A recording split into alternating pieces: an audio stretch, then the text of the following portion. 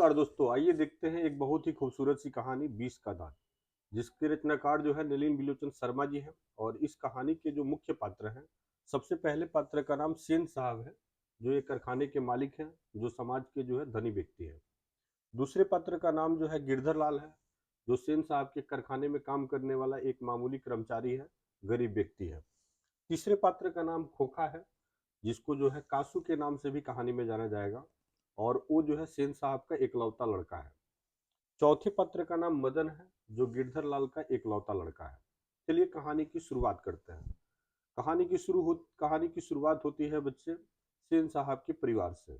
सेन साहब के घर में जो है एक चमचमाती हुई खूबसूरत सी कार भी है, और वो कार जो है हमेशा जो है उसकी साफ सफाई का ध्यान रखा जाता है। सेन साहब के घर में जो है 5 जो है लड़कियां हैं, और पांचों लड़कियां जो है उनको हर तरह की तालीम जो है सेन साहब और उनकी पत्नी जो है उनको दिए हुए हैं।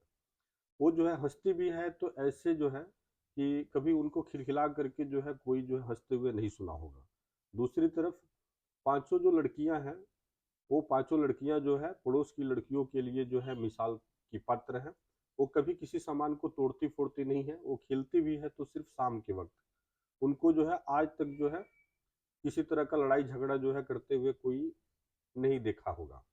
दूसरी तरफ जो है सेन साहब के परिवार में जो है एक लड़के का जन्म होता है, जो पांचों लड़कियों में सबसे छोटा रहता है, और उस लड़के का नाम जो होता है वो खोखा होता है।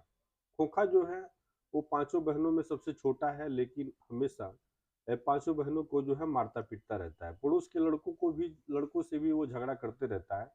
खोखा जो है घर के नियम का अपवाद है।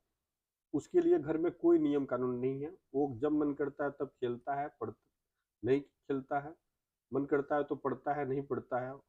वो जो है इंजीनियर बनेगा। अभी से जो है उसकी इंजीनियरिंग की ट्रेनिंग भी दी जाती है। कारखाने का एक मिस्त्री जो है आता है, और 1-2 घंटा उसके साथ जो है ठोक-पीट करता है। आगे कहानी बढ़ती है। सेन साहब के परिवार में उनके मित्र जो है उनसे मिलने के लिए आते हैं।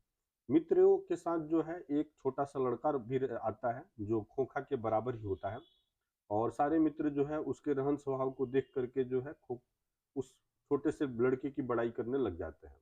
इस पर सेन साहब जो है बीच में टपक जाते हैं, और बोलते हैं कि इससे तो अच्छा लड़का हमारा खोखा है, जो अभी से इंजीनियरिंग की ट्रेनिंग ले रहा है।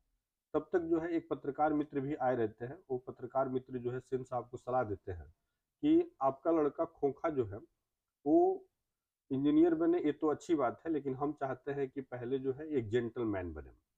दूसरी तरफ सारे मित्र जब घर जाने की तैयारी में लग जाते हैं, तो देखते हैं कि खोखा जो है उनके कार का हवा जो है गाड़ी का हवा खोल रहा है। सारे मित्र जो है सेन साहब को बुलाते हैं और कहते हैं कि देखिए, आप कह रहे थे इंजीनियरिंग का ट्रेनिंग ले रहा है, ये तो हमारे गाड़ी का हवा खोल रहा है। तो इस पर सेन साहब जो है मुस्कुराते हुए कहते हैं कि अभी से ये इंजीनियरिंग का ट्रेनिंग ले रहा है। और सारे मित्र जो है उनके घर से जो है वो वापस लौटते हैं। कहानी जो है अगले पड़ाव पर पहुंचती है। अगले पड़ाव में जो है कहानी जो है वो मदन से शुरू होती है। मदन जो है अपने माँ के साथ जो है बाजार से लौट रहा होता है, और लौटते समय जो है सेन साहब की चमचमाती हुई कार जो है वो सामने जो है उनके दरवाजे पर खड़ी रहती है।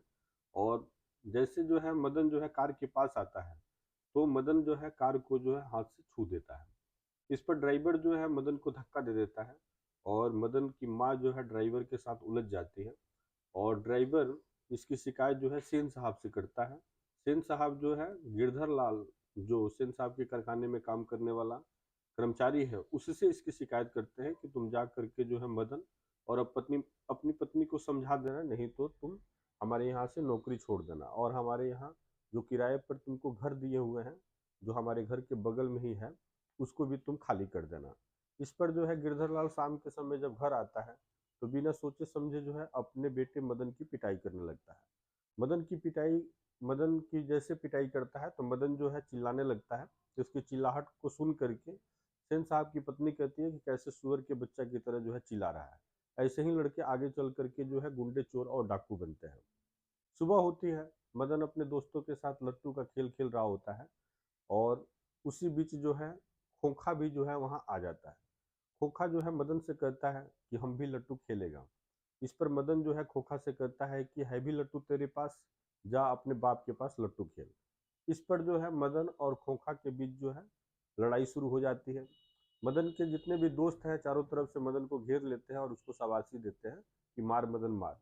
मदन जो है शाबाशी पा करके खोखा का 2 दांत तोड़ देता है और खोखा जो है रोते हुए चिल्लाते हुए जो है अपने पिता की तरफ भागता है, घर की तरफ भागता है।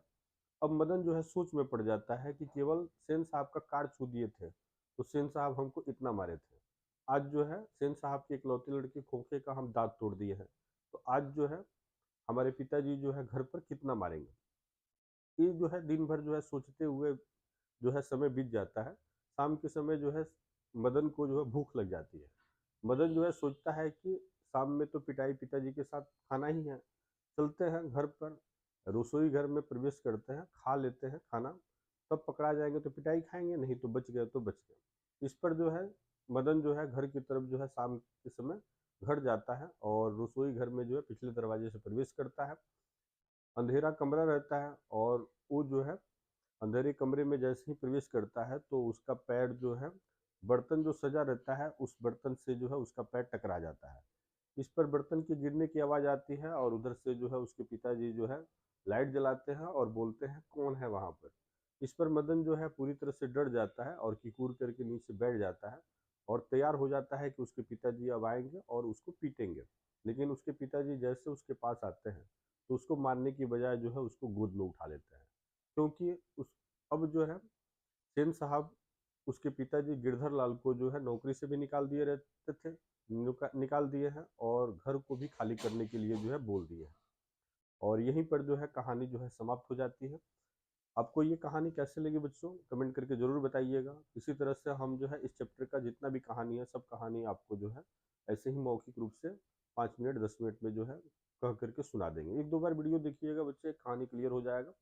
इस कहानी से बहुत सारे क्वेश्चन जो है आपको जो है क्लियर हो जाएंगे, ऑब्जेक्टिव भी सब्जेक्टिव भी। चलिए अगले वीडियो में मिलते हैं बच्चे। सभी बच्चों को जो है वीडियो देखने के लिए बहुत बहुत धन्यवाद।